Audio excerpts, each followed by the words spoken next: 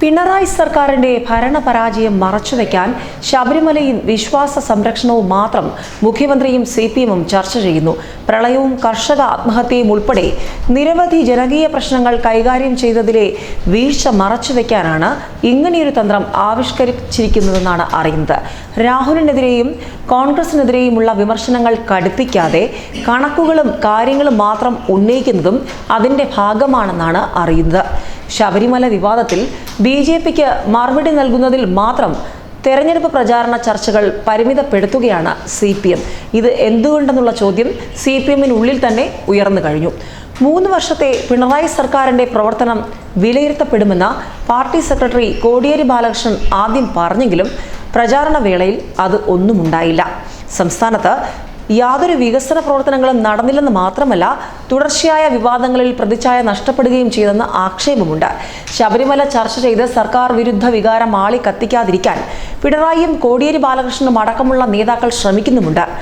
അടുത്തിടെ നടത്തിയ സർവേകളിലെല്ലാം ശബരിമല ജനങ്ങളെ സ്വാധീനിക്കുന്ന വിഷയമല്ലെന്ന് കണ്ടെത്തിയിരുന്നു. എന്നിട്ടും ഇടതുപക്ഷവും CPMും അത് മാത്രമാണ് ചർച്ച ചെയ്യുന്നത്. ഏറ്റവും ഒടുവിൽ തിരുവനന്തപുരം കാട്ടാൽ ഭദ്രക്ഷേത്ര ഉത്സവത്തിനിടെ മുഖ്യമന്ത്രിയുടെ തെരഞ്ഞെടുപ്പ് പ്രചാരണം നടന്നപ്പോഴുണ്ടായ വിവാദം വരെ ഇതിന് ഉദാഹരണമാണ്. LDF അധികാരമേറ്റ ശേഷം ഒരു പുതിയ പദ്ധതി പോലും സംസ്ഥാനത്ത് നടപ്പാക്കിയിട്ടില്ലെന്നാണ് പ്രതിപക്ഷ പാർട്ടികൾ പറയുന്നത്.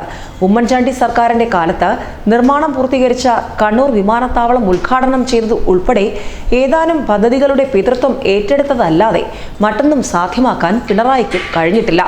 സാധാരണഗതിയിൽ പൊതു തിരഞ്ഞെടുപ്പ് സംസ്ഥാന സർക്കാരിന്റെ വിലയിരുത്തലായി കാണാറുണ്ട്. ഇത്തവണ അത്തരം ചർച്ചകൾ ഉയരുന്നതേയില്ല. പ്രളയം മനുഷ്യനിർമ്മിതമെന്ന അമിക്കസ് ക്യൂറി റിപ്പോർട്ട് പോലും വേണ്ടത്ര ചർച്ച ചെയ്യപ്പെട്ടില്ല.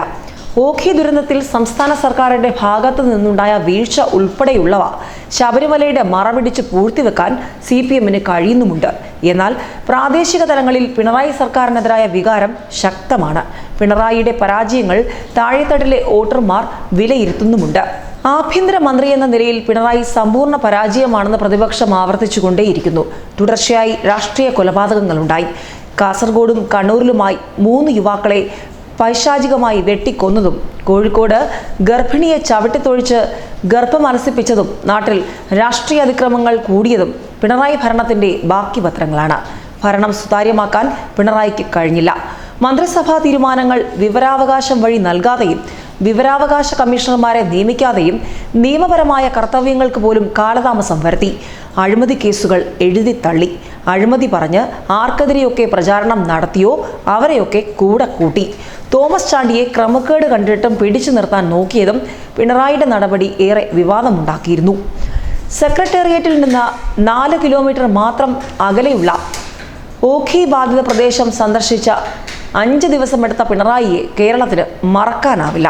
കേരളത്തെ മദ്യാലയമാക്കി മാറ്റി. UDF സർക്കാർ അടച്ചുപൂട്ടിയ ബാറുകൾ മുഴുവൻ തുറന്നുകൊടുത്ത് സംസ്ഥാനത്ത് മദ്യവർജനമാണ് നടപ്പിലാക്കേണ്ടതെന്ന നയം പ്രഖ്യാപിച്ചു. UDF സർക്കാരിന് ശേഷം വികസന തുടർച്ചയുണ്ടായില്ല. വിഴിഞ്ഞം പദ്ധതി നിലച്ച മട്ടാണ്. ലൈറ്റ് മെട്രോ പദ്ധതികൾ, IT വികസനം ഉൾപ്പെടെയുള്ളവ കടലാസിലൊതുങ്ങുകയും ചെയ്തുവെന്ന് പ്രതിപക്ഷം ആരോപിക്കുമ്പോൾ CPM ഇതിനെയൊക്കെ ഈ തിരഞ്ഞെടുപ്പിൽ എങ്ങനെ പ്രതിരോധിക്കും? ന്യൂസ് ഡെസ്ക്, മലയാളി വാർത്ത.